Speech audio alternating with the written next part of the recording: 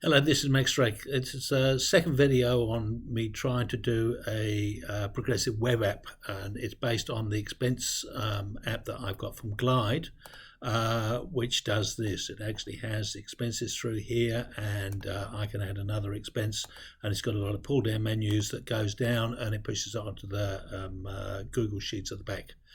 It also has an overview dashboard that you can actually view where you are in the month currently as to where you are, and each particular category you can see which bills have been paid.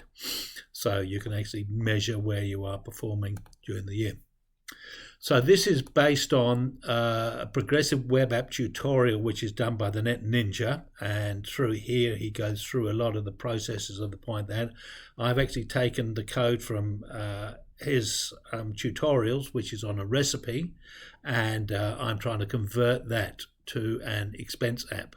So I'm not doing anything with these things like service workers or anything. He's set up a progressive web app. I'm just tweaking it to use it as a comparison against the Glide app.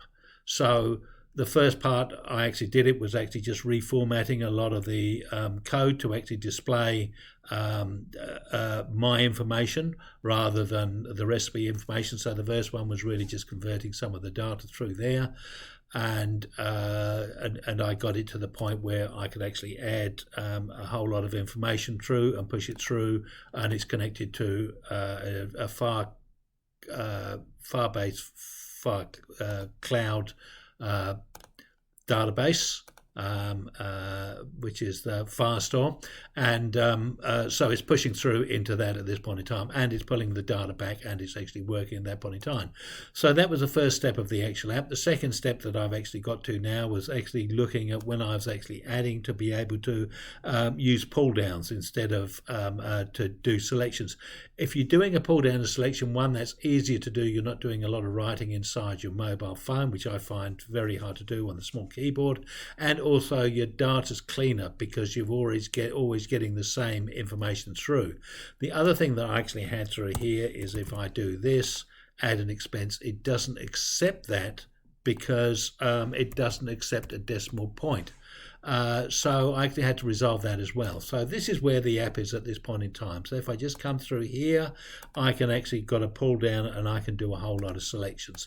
If I do 432.112 add expense, it won't work. But if I'm actually just going to choose something through here, no, I want to choose something weird, mobile, and add expense, you see it actually takes that data now. So that's really pleasing to do, and then that data's come through, and there it is at that point in time. So I've got that part to actually work. So what I did with the app is after I've actually got it to this point in time of basically replicating a similar sort of thing to what I actually had from the point of view of the input, is that I can actually just go down and choose a whole lot of things. I decided I'd actually put the that app over onto my mobile. So the first thing I did was the Firebase deploy. So I pushed that up onto my hosting, which I'm hosting in the Firebase area here. So when I actually downloaded that onto, or went through to that URL, I actually got it onto my Firefox, and it came out very good. Now what I was trying to do was actually stringify a lot of the things through here so that my cards were smaller so that I could fit more cards onto the screen.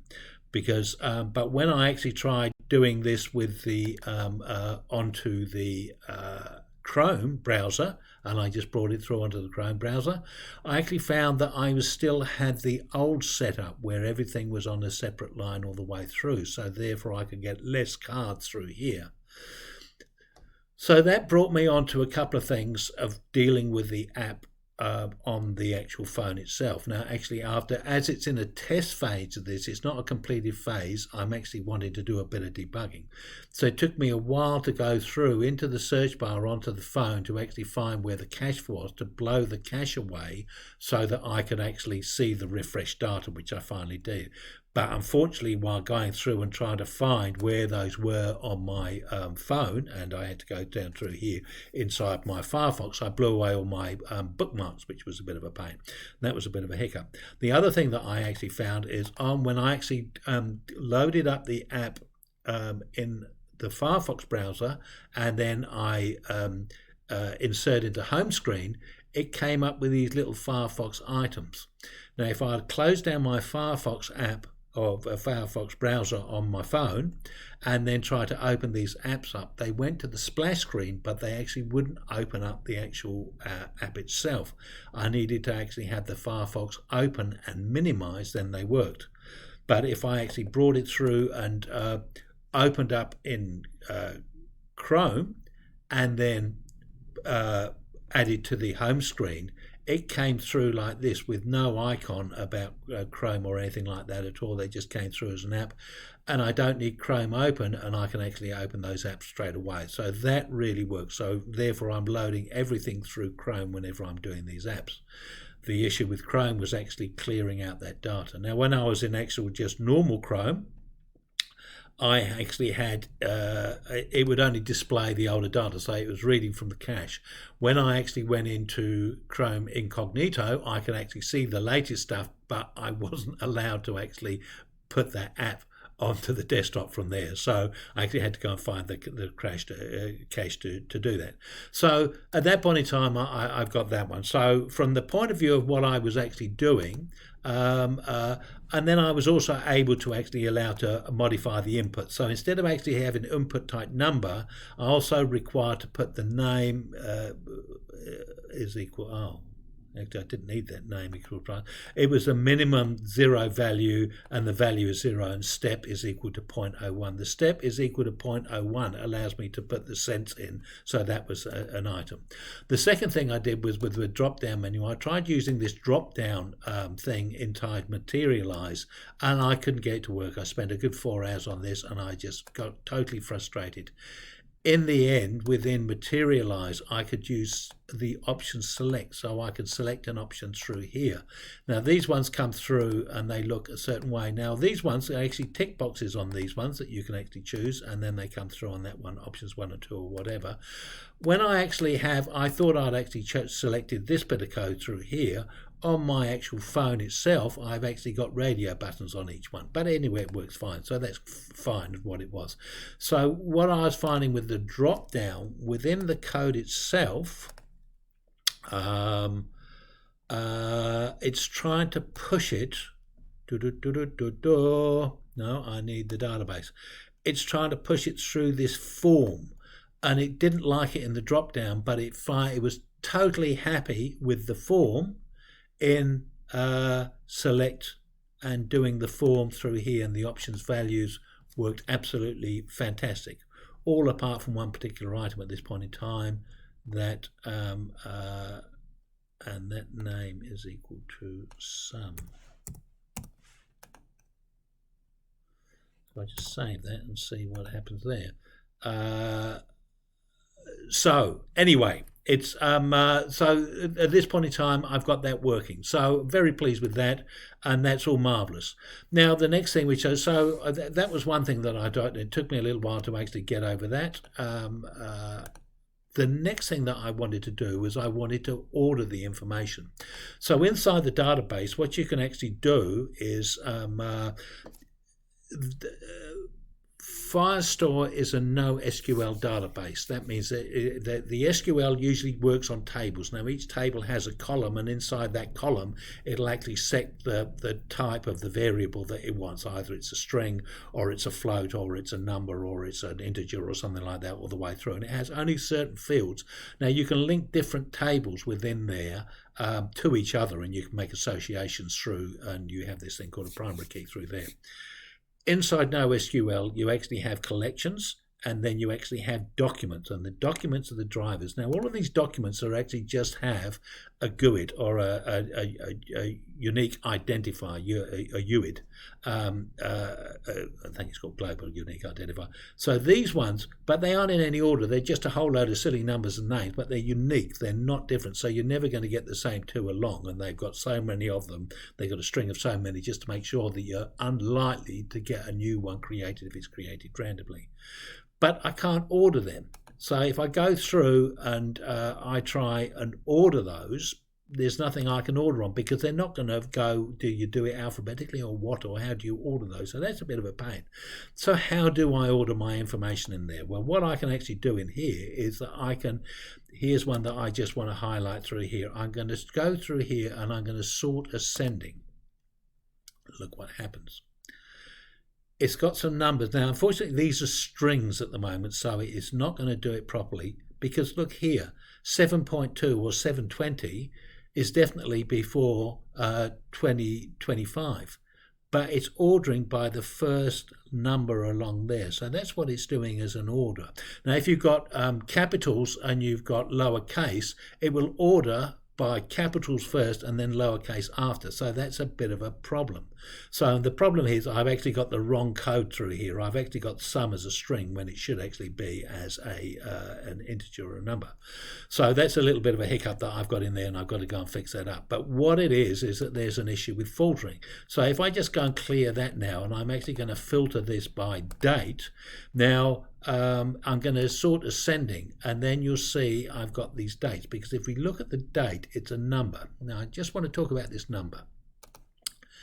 Inside the database, it's actually using a timestamp, represents a point in time independent of any time zone or calendar, represented as seconds and fractions of seconds and nanoseconds in UTC epoch time.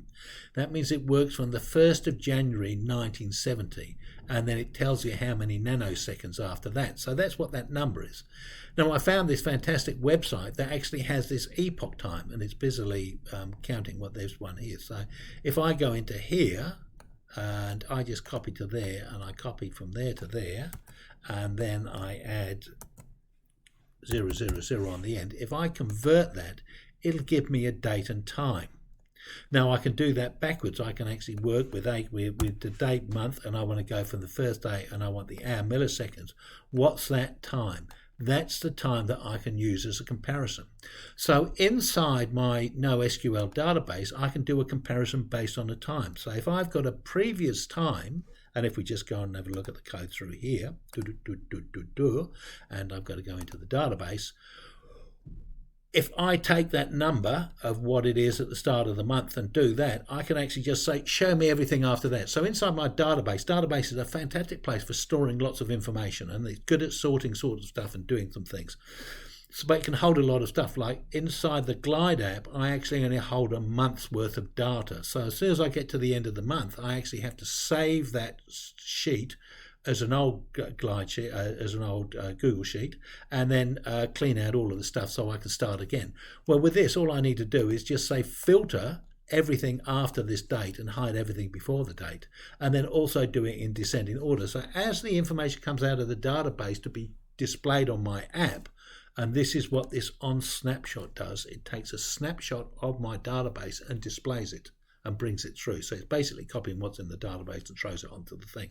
So it's copying all of the documents up there, but it just grabs whatever's there, because it doesn't naturally order anything. It's just, you know, as they turn up or whatever they happen, they're in there. So if I clean out all of those, you'll see the order and the structure of them. It's not particularly necessarily in any particular manner such as what it is, but we can actually refine how it comes out. Now, the nice thing with this bit of code that we actually have through here is that when we are actually doing the call, before we actually do the snapshot, we're actually saying where the date is after this epoch number through here, or whatever one we're actually using. And this is the one that I actually want to do on the 1st of the month, although I didn't start till about the 7th. And then I can order by this. So what it does is it's already filtered that stuff out. So when it goes in and does that query on the database, it's only bringing this stuff out. So it's not bringing everything out as a snapshot and pulling it onto the app and then filtering to this. It's actually filtering. So it's actually only pulling a lesser data out. So that's really, really good. So it means we can speed up. We're only getting that monthly stuff, and we can store all the rest of the stuff in there. All we've got to do is remember to put a new starting day for the 1st of the month, which I can do with the epoch. I might be able to find a switch or some way of doing that later on, but at this point in time, that works for me. So it's a nice thing through there. And then so as it comes out of the database, it's coming out, it's filtered, so it's only showing from a specific date onwards, and it's also only showing, it's showing it in order. So it's showing the latest to the earliest. So the other ones here are on the 7th, and these are on the 7th, and then these ones here are on the 8th. So, and then they're done by whatever instant they were doing it, because it's doing the automatic time of whenever it's filled in. This one's going to be later than this one. But here's a little thing. I'm just going to delete that. Then what I'm going to do is I'm going to add a new one. I'm going to add a new expense, which is going to be 6565754, 0.11, because we can do that now. Oh, sorry, 0.11. And we're going to choose that. We're going to choose a category, and we're going to choose an account, and we're going to choose something there, and we're going to put some information through into here. Now the comment, I'll just do this, and then I'll talk about that, the thing with the comment and the expenses. So it's added the expenses in, but when I go and look, that has actually been added to the bottom. So it's not actually come to the top, because it actually hasn't come from the database. It's been sent to the database, but it hasn't ordered it. So if I refresh this now, it'll order it, because it's just gone and done the snapshot and grabbed it or ordered it through there. So on that first send, it isn't there, but this is one of the things. So how do I refresh on my app? Now, one of the things I found on my app, if you stroke down the actual app from the top of the app down, it'll do a refresh. And this was a problem when I was actually trying to use the delete button. Inside there, I was trying to make a bit of code that would then refresh that page so that it would actually do that delete. I've got to do a refresh on here, but on the actual app itself, you can just stroke down the phone and it'll do a refresh. So that's fantastic. Now, if we just come back to this point here, this was another issue that I actually found. When I went to type into here, when I'm doing it on the phone, half of my phone screen is covered by the keyboard of the on-screen keyboard. And then what happens is this button disappears off the top of the screen. So what I was actually having to do was put my typing in for my expenses, and I just put some numbers into there and choose something through here. And so what I've actually found though is if I actually just press the enter button, it adds the expense. So I don't need to get out of the keyboard and then scroll down and press that button. I can actually just use the enter on the keyboard, of the on-screen keyboard, and it automatically adds. So I'm absolutely pleased with that. So it simplifies things an awful lot as well. I think inside the Glide app, you go into spend, you go and add the things, you go and add all your data in here and do your things, and then you've got to come and hit that add button at the top.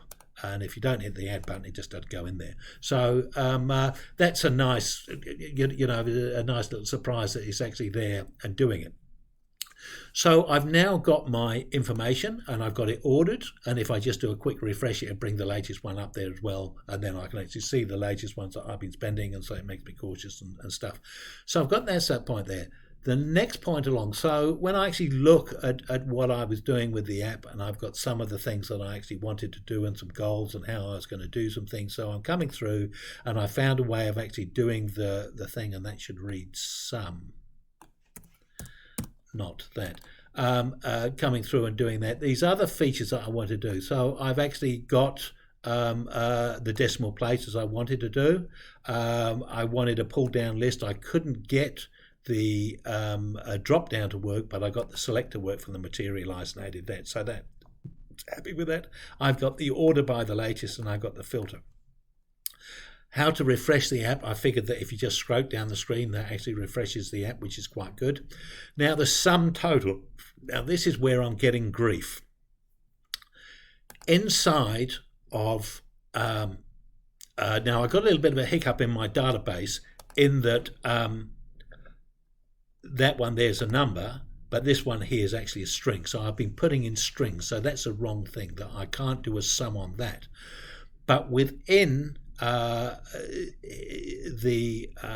Firestore noSQL, you can't use the function sum on that. So what they suggest you that you do is that you use this, you use a function, you make a cloud function that is running Node.js in the background or something like that, and every time you want it, you go and call a function. And I don't really want to do that. I've got a database and I'm doing my hosting, so I've got two different activities that I'm doing on here. I don't want to call a function as well. Now there's three reasons why I don't want to do that. or two specifically. One, it adds another tool that I've got to do. Now, if I'm doing that function, which is go and add all of the sums up of all of these ones here and go and get them and sum them once I've actually converted them all to numbers when I fix that, and then return me that data. Another one which so I could do that, but I've got to start from a specific date. So each month I've actually got to come into the database, I've got to come into my code. If I see what a refinement, and actually put this status above this number. So I've got to do that date and so that it filters from the beginning of the month each month, or maybe I can actually do that calculation and just make it jump all the way through, but I can sort of code that out. But I'd also have to do that in the function, so it's only summing from a specific date onwards. Now, what they suggest another way that you do is that you could aggregate. So every time you add another document in there, you say, when you do that, we actually have another field called sum aggregate. So it takes whatever was there before. Every time you add another document, you add the aggregate of what your new sum is to what the previous sum is. So you have an aggregate each time. And then you actually do that and you add along all the way. So you actually have to reset that to 0 at the beginning of every month. The problem with that is if you're using a progressive web app offline, it doesn't work when it's offline. So suddenly you could put 3 or 4 bits of data in there, they throw them in there all together, and it forgets to do that. So the solution seems to be, or the solution that I'm exploring at this point in time, is doing it client-side inside my code somewhere. Now, one of the ways that I can actually do that is when I actually pull the information out of the database through here. No, it's in the other styling thing through here. I get this object called data. And inside the data, I get an object called date, or I've got an object called sum. So what I can actually do is put all of those sums into an array, so I can iterate through them, however many I've got all the way through, and then I can actually just do a sum on an array and get it like that. So it actually does it every time it does it, it triggers it. But since I'm only going to have about 200, it's not a major overhead. You know, it's not like thousands of rows of data or anything like that. And at the beginning of the month, when there's only 1 or 2, it's easy to do. Or I could use an aggregate function maybe to actually speed that along. So that's my current solution, but it brings up a couple of things here. Now, at this point in time, I'm going to carry on down the track. Functions is a way that I can do it. I don't like that. I've got to start jumping onto 3 different things: the database, the hosting, and the functions to actually start. And each month I've got to go and change my functions and do that. The other thing is that, you know, the noSQL tends to do relations better, and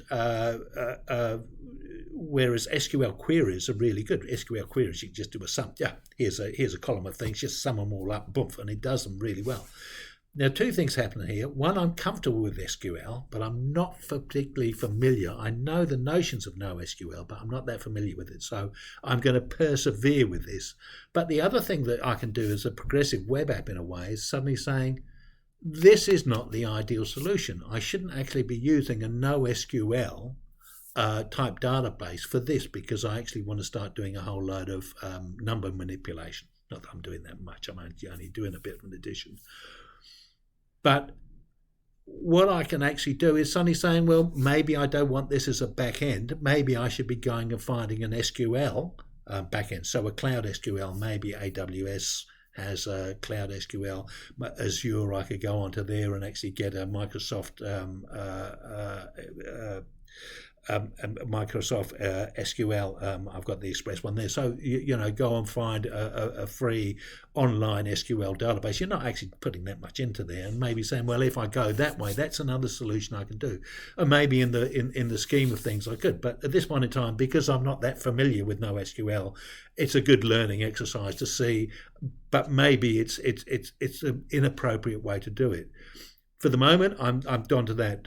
For what he was doing with the recipe app, documents are the way to go. Fine, fantastic, brilliant. I think you can have a gigabyte or a megabyte, I think, of data inside a document or something like that, and it's allowed up to 20,000 fields or something. So, but they must do a lot of these for things like shopping baskets and stuff. So there is a way to do it. I just haven't found it at this point in time, and I haven't found an easy solution. So Maybe the thing is to actually have this some aggregate point of view to do it that way. So I'm sort of stuck at an impasse at the next bit. I'm happy with where I've gone. I've got a whole load of the things such that I'm meeting this point of the app that I've got here.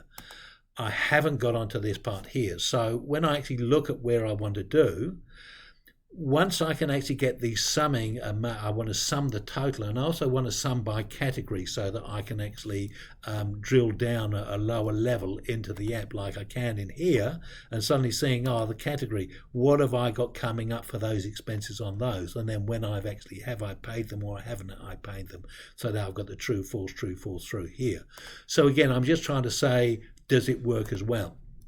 Now, I went and took this out and I tried it out today. One of the things was I wanted to do a comparative between this app and against my Glide app that I've been using for a year and a half.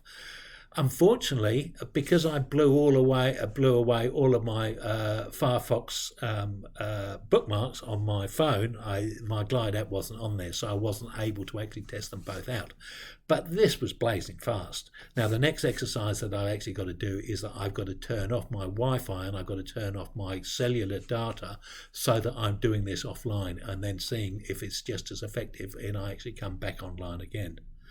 So this next step along is I'm very pleased with how things happening. I'm learning a bit about my mobile phone, just about, putting apps and stuff on there and things that normally, again, with apps, once you've chucked them on there, you don't tend to renew a lot, in my opinion. Well, I don't really. So I'm pleased with where it's going. I'm going to carry on progressing with the noSQL, but it seems that it doesn't do what I wanted to do there, and so that's the next part of it. There's things like forecasting and dashboard. So when I get to the dashboard, I most want to, like on the Glide app, I've got the overall charts. I've got these charts here and I've got these charts here. So what do I do on that? Now, I was playing with Google Data Studio, where you can make dashboards and things like that, and I put it into an iframe onto a website, onto one of my web pages, and it worked. It was really cool. It was actually counting the number of YouTube video views and stuff, or something like that, or some statistics on that. But I went and actually looked at it on my browser later, and it wasn't working. So that's one way that I can do it. I can actually build a dashboard, but then that's actually loading it up and from somewhere else. The other one is that I can use something like a jQuery bit of code to actually start making some charts and graphs and things like that, and that's what I was doing on my COVID maps, which I was using, where I was doing these sorts of things and some tables and some stuff. Now, the nice thing is, because I'm able to store a lot of that data on the phone itself inside the cache. It can actually, those sorts of charts and things, you can actually just put the code inside those, minify them and actually bank them in to do it. So there is a way that they're a little bit more dynamic, because what these ones here in the Glide app is that they actually go across, they create the chart and then they bring back an image. So they're not particularly dynamic. They're from the last time they went back and did a refresh on there. So they can be not as responsive. And so this might end up being a much more responsive way of doing it. But so far, just putting in the data and actually going into a shop, opening it up, doing it, so much faster than this, because I don't actually have to wait for the Wi-Fi to actually pull it down each time. So at this point in time, I'm pleased with where I've got to. Each time I've set myself little goals to actually do things. Now, maybe the template that I started with, which was a recipe app on that, might not have been the most appropriate one, but that's not important. The important thing is it's a learning process, and it's a way to do it. Now, we'll be putting these the code up for the first one and the second one up onto GitHub, and I'll be stripping out my database connection through there, so you'll actually have to have your own database, and I'll be giving you the link to his ones because he's got the tutorial for how to actually set up the database, Firestore database on there if you actually want to use this code to go. So we'll see how it's evolved. You know, again, this has got a really beautiful aesthetic to it. My one, I must admit, my aesthetic. Again, you know, at the moment, this was set up for what it was. I will maybe explore some of the aesthetics later on, but really what I want is the functionality at this point in time. Now, I did find that, I do find that the icons I've actually got the emoji from Emojipedia. I'll give a link to this.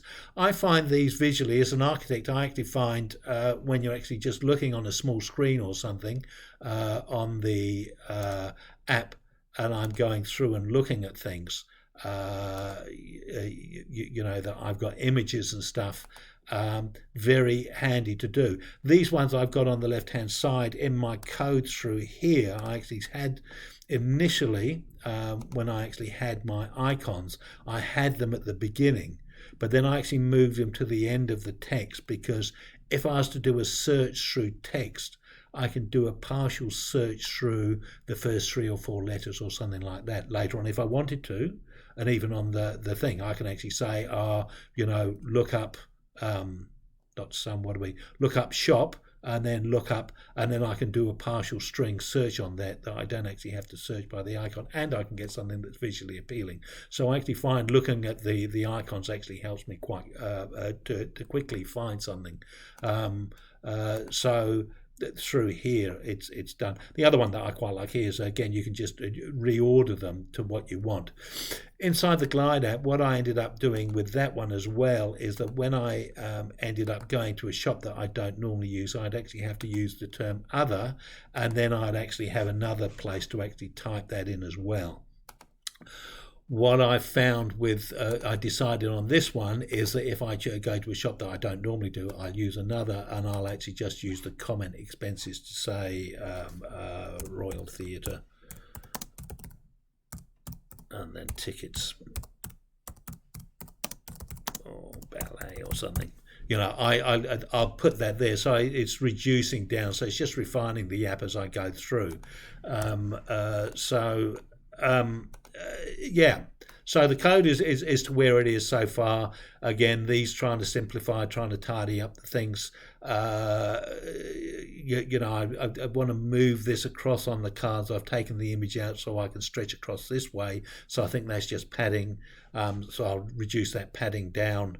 But it's coming, because again, the more cards, if you look at the Glide app one, the cards, and it's got reduced, but again, it's got quite a lot of information that's sitting through here. There's a bit of repetition in the stuff, and there's a bit more information about the actual times, but the time's not important. As long as I've got specific data when certain things were actually happening, that's fine. And I'm getting the information is getting there, and it's getting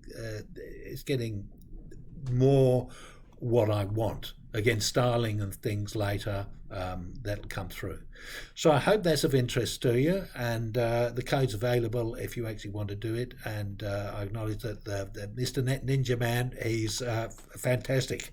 He's a great tutor. So go back and use his as a reference, and his code if you have some issues, and again, the tutorial on database for that. Anyway, thank you very much for watching. If you found it useful, can you please give a thumbs up? You consider becoming a patron and supporting me. That would be nice to actually get paid to do some of this coding. And if not, you have a good day anyway, and stay safe. Thank you very much indeed.